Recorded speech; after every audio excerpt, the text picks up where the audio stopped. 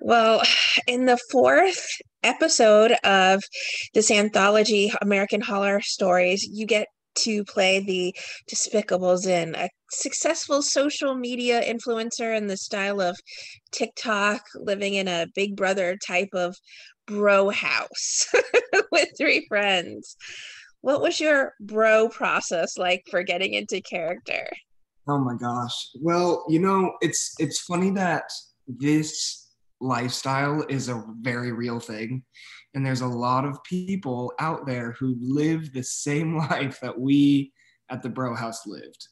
So I just kind of went ahead and studied those guys and I researched them. It was there's a few names like Logan Paul and Jake Paul and Bryce Hall, Taylor Holder, Noah Beck. There's so many of them, and it that was like my Bible. They were my Bible. I kind of just watched everything. I downloaded TikTok for the show. I didn't have it before. I watched hours of YouTube videos. I watched a documentary on Hulu called Jawline, which was really interesting. Hmm. It was like the making of these boys who live in these houses.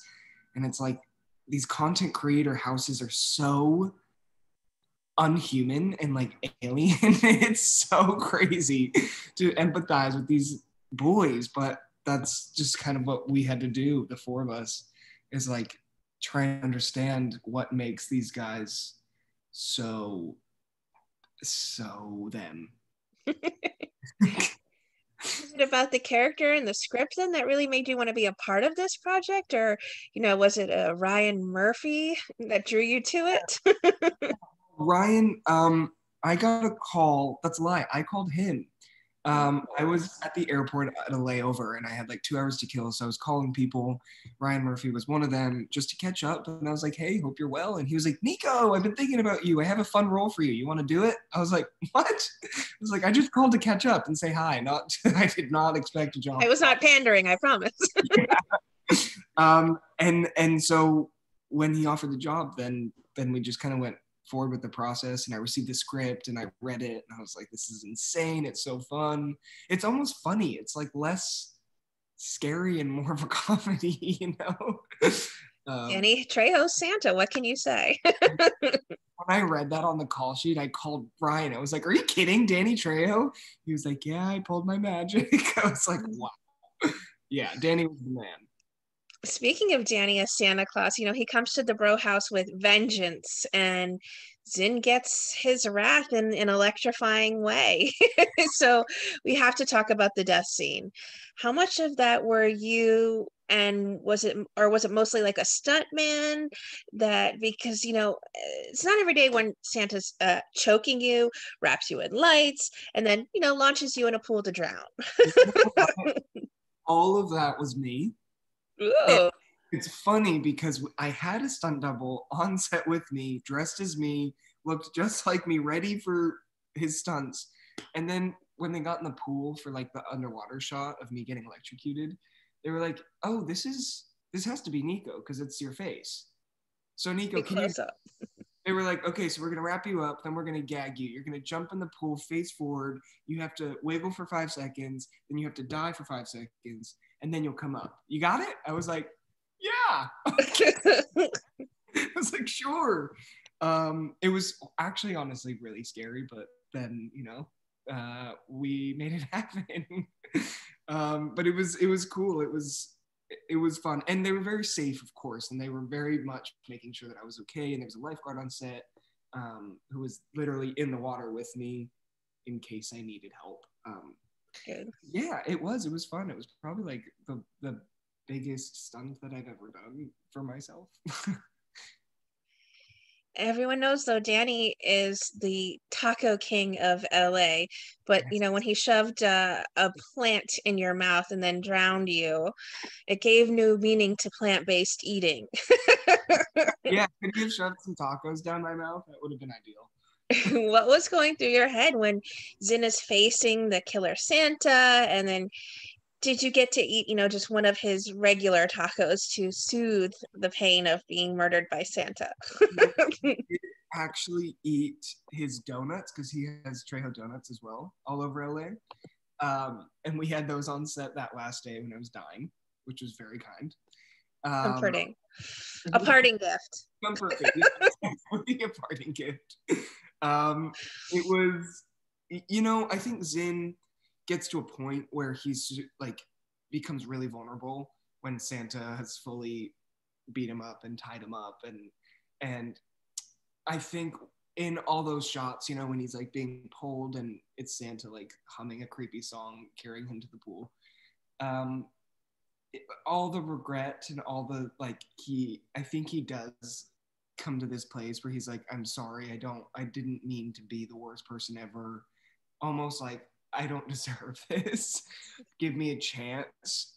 But obviously Danny Trejo's not going to give Zin a chance because frankly he doesn't really deserve a chance, but as the character I think he does become very vulnerable, and then he dies, so and then he gets his head chopped off and it's on the top of the tree. So Santa's, you have to be good for Santa, all year. right. It doesn't take this one defining moment, Nico. True, yeah. You're in for the long run. The theme of this episode feels like a bit of, the influencer movement, it's like a metaphor for our own little social media Frankenstein. Our creation is out of control, and I'm worried, like many people I'm sure are worried that it might, lead to some sort of demise for us, whether it be technology or society. I mean, is that how this was kind of presented to you when you and Ryan talked about it? I think Ryan and the writers, they wanted it to feel real, in the sense of like they wanted to make sure that they used aspects of like real life Instagram, TikToker, influencer isms, and like the videos that we reference are unfortunately like real videos that exist. Like the suicide video is literally based off a real suicide video that exists in real life, which is mind-boggling to Absolutely any normal human. So I think they were really just trying to be like, this actually does happen in real life, and not to be like this is the outcome that needs to happen, because I don't think anyone needs their head chopped off on a tree, but it maybe like it could be a fun wake-up call for some of them to be like, you don't have to be a douchebag or an asshole to like make it in life. And there is some nice ones. Some of the nice like influencer kids where I'm like, take note from these guys, they don't seem like assholes. But yeah, I do think that they did a pretty good job of like keeping it pretty real, which is sad. Well, as the episode reached its climax, we learned about the urban legend of the real Santa Claus, who's a demonic vigilante of the evildoers on Earth. Yeah. I have to ask, do you have your own personal urban legend? Well, urban legend? Like just in general in real life, or about Santa Claus? Just in general, do you have a favorite urban legend? You know what? I'm not gonna lie. I don't know if I've ever really followed or really did a deep dive on urban legends. Like, I think it'd be fun to believe in like the Loch Ness monster. I think that's fun. That's a good one. Yeah, that's a good one. Sasquatch. Yeah. Let's say those. Let's go to those two. You must have had such an epic time filming this. Are there any behind the scenes stories that really stand out to you? The behind the scenes? Yes. Yeah, we had such a good time. I will say, like, of course, all the like intercuts of us, doing the partying or the beer bongs and all the like ridiculous little cuts that we did. It was just such a free like environment on set to be like, just do whatever you want, like whatever you feel, whatever the character would do. Our director Max Winkler was so wonderful and really understood this world, because I know he did his research as well. So we literally just had so much fun. And then we were like, let's make TikToks in real life while we're on set. So it was like this whole meta thing where we were characters. Like it was really we had a good time. And now I'm posting all these things on TikTok, which again, I didn't even have TikTok until this show. And we're just having a good time being, yeah, we did. To answer your question, we had a lot of fun.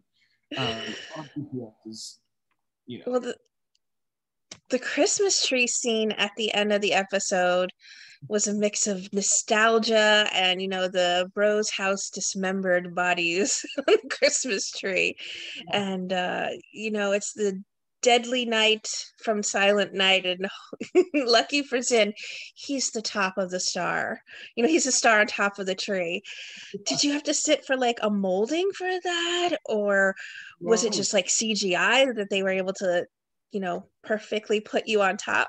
So I'm kind of claustrophobic, and I was horrified to do. So the water scene was probably even more intense. It really was. I was like, I'm kind of a little wimp.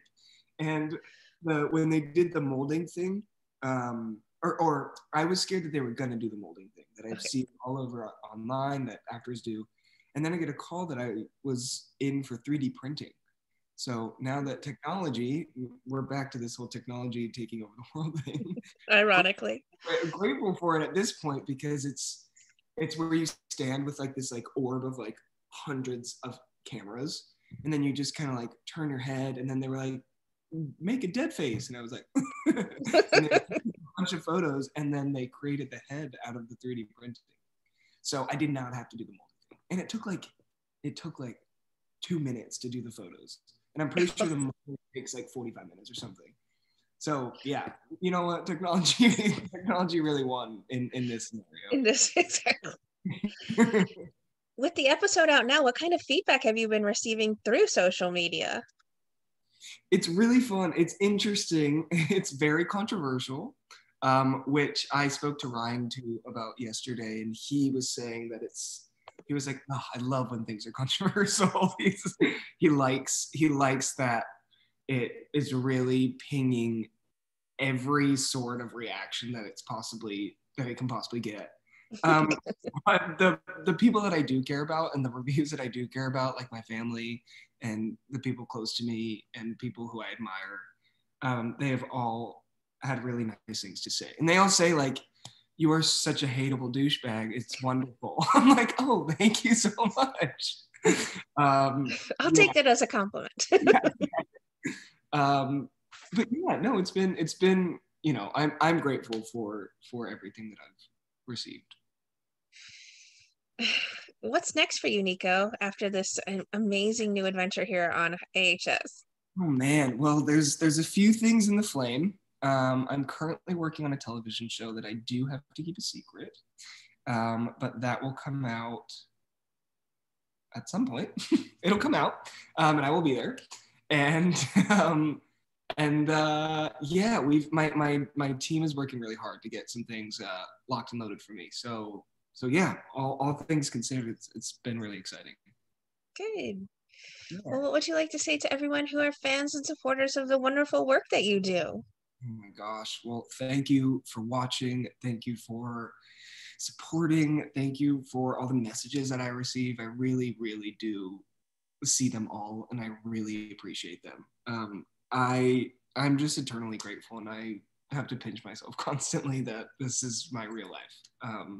So thank you. And thank you, Jamie, for talking to me and asking me questions. Like I really do appreciate it.